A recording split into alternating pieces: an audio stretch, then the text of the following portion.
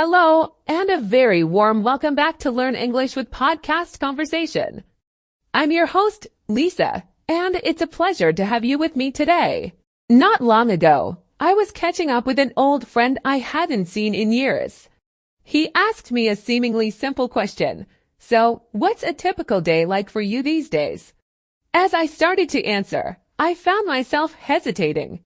How could I possibly explain the intricate dance of my daily life? How could I describe the morning hours spent as an entrepreneur, focused on marketing strategies and copywriting, followed by an afternoon dedicated to my other professional passions, all while trying to carve out moments for my personal life? As I verbalized my routine, laying it out piece by piece, something remarkable happened. The act of describing my day didn't just inform my friend. It brought a new level of clarity to me. It helped me see where my time was going, where I was energized, and where I was feeling drained. It turned a chaotic schedule into a structured narrative. I realized that describing your daily routine is more than just a language exercise. It's an act of self-awareness. It's how we tell the story of our lives, one day at a time. For ambitious people, for doctors, for entrepreneurs, for anyone juggling multiple roles, our routine is our strategy. It's how we turn our goals into reality. And being able to articulate it clearly in English is a powerful skill, whether it's in a job interview, when making new friends, or simply in a moment of personal reflection. So, in today's episode, we are going to master the art of describing your daily routine.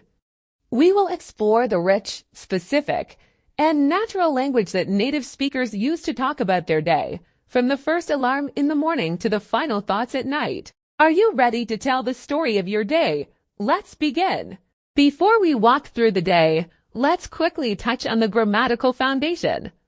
When we talk about routines and habits, we primarily use the present simple tense. This is the tense for actions that happen regularly. For example, I wake up at 6 a.m., not I am waking up. To add color and accuracy, we use adverbs of frequency. These words tell us how often we do something. Think of them as a spectrum. 100% of the time, always. Very often, usually, normally, generally, often, frequently. About 50% of the time, sometimes. Not very often, occasionally, rarely, seldom. 0% of the time, never. Placing these adverbs correctly is key. They usually go before the main verb. I usually drink coffee, but after the verb to be. I am always busy. With that foundation in place, let's start our day. The morning is the launch pad for the rest of the day. How we talk about it can say a lot about our personality. The first event is, of course, waking up. You might say, my alarm goes off at 6 a.m. Are you someone who gets up immediately? You could say, I'm an early bird, so I usually get right out of bed. Or are you someone who needs a few more minutes?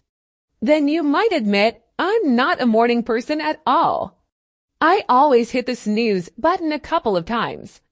Once you're up, the first hour is often a series of rituals. This is where your vocabulary can become very specific and personal. Instead of just saying I do things, you can paint a picture. For example, the first thing I do is rehydrate with a large glass of water. I try to meditate for about 10 minutes to clear my head before the day begins. After that, I usually squeeze in a quick workout. It really energizes me. While my coffee is brewing, I'll often journal for a few minutes just to set my intentions for the day. As a busy professional, your morning might be a race against time. You could describe it like this: mornings are usually quite hectic. I hop in the shower, get dressed, and try to grab a quick bite to eat before diving into work. The phrasal verb to dive into is a great way to say you start something with a lot of energy. For many of us, especially entrepreneurs, the workday starts the moment our eyes are open. You might say, I have a habit of glancing at my emails on my phone as soon as I wake up, just to see if there are any urgent issues. Let's practice describing that initial start to the day. Repeat after me. I usually start my day by reviewing my schedule and top priorities. Excellent. It sounds focused and professional. Now, let's move into the main part of the day, the afternoon, or what we might call the core of our productive hours. This is where you can really detail the specifics of your work. If your day is filled with meetings, you could say, my afternoons are often packed with back-to-back meetings. The term back-to-back is perfect for describing meetings that happen one after another with no break.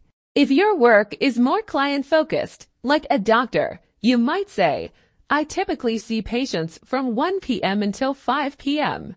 For those of us who need to switch between different types of work, transition language is key. As an entrepreneur who also has other professional duties, you might explain your day like this.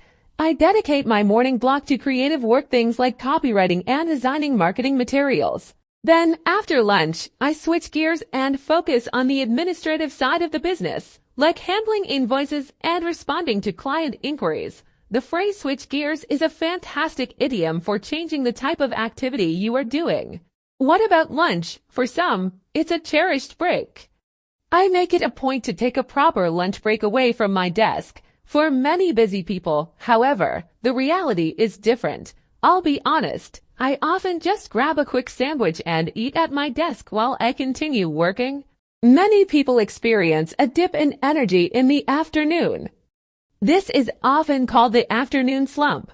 You could describe it by saying, I usually hit a bit of a slump around 3 p.m. So I'll make another cup of coffee to power through the rest of the day. The phrasal verb to power through means to keep going with something that is difficult. Let's practice describing a busy, multifaceted workday. Repeat this sentence. My role requires me to wear many hats, so one moment I might be analyzing data, and the next I'm on a call with a client. That's a brilliant way to describe a dynamic job. As the workday comes to an end, we transition into the evening. This part of your routine is all about how you wind down and recharge. First, how do you finish your workday? You could say, I try to wrap up my work by 6 p.m. Wrap up is a great phrasal verb that means to finish something. You might also say, before I log off for the day. I always take a few minutes to plan my to-do list for tomorrow. This shows you are organized and forward-thinking. The period immediately after work is crucial for decompressing. What do you do to separate your work life from your personal life? On my way home, I sometimes run a few errands, like picking up groceries. To decompress after a long day, I usually hit the gym for an hour. The first thing I do when I get home is change out of my work clothes to help me switch off. The phrasal verb switch off here means to stop thinking about work. Dinner is another key event. I enjoy cooking, so I'll often whip up a simple meal. Whip up is a fun, informal way to say you make something quickly. If you're too tired, you might admit on busy days, we'll just order takeout. The rest of the evening is your personal time. How do you spend it? I like to unwind by catching up on my favorite Netflix series. I'm an avid reader, so I usually spend an hour or so with a good book. Evenings are my quality time with my family. We'll have dinner together and talk about our days. As an entrepreneur, my mind is always buzzing with ideas, so I might spend an hour working on a passion project. Finally, we have the bedtime routine. I try to get ready for bed around 10:30 p.m. I set my alarm, do my skincare routine, and then I'll read for a few pages until I feel sleepy.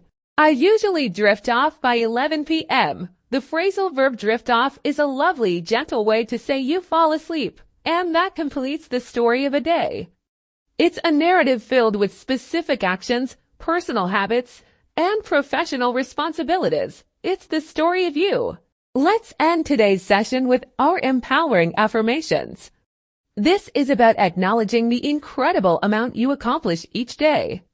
Please say them with me, feeling the truth and power behind the words. I can clearly and confidently describe the story of my day. My daily routine is a reflection of my goals and my dedication. I am in control of my schedule and my time. I am a disciplined, productive, and articulate person. Let's repeat them one more time, owning your incredible capacity to manage so much. I can clearly and confidently describe the story of my day. My daily routine is a reflection of my goals and my dedication. I am a disciplined, productive, and articulate person. That concludes episode 33 of Learn English with Podcast Conversation. I am truly in awe of the complex and demanding lives you all lead, and I'm so proud to be helping you find the words to describe them. Your task for this week is a reflective one. I want you to take 10 minutes and describe your own daily routine out loud. Speak to yourself in a mirror or record a voice note on your phone. Be honest. Include the challenges, the multitasking, the moments of rest. Use the new vocabulary and phrases you learned today. Tell the full story of your day. You might be surprised by what you learn. Thank you for your dedication. Until we meet again, keep learning, keep practicing, and keep shining. Bye for now.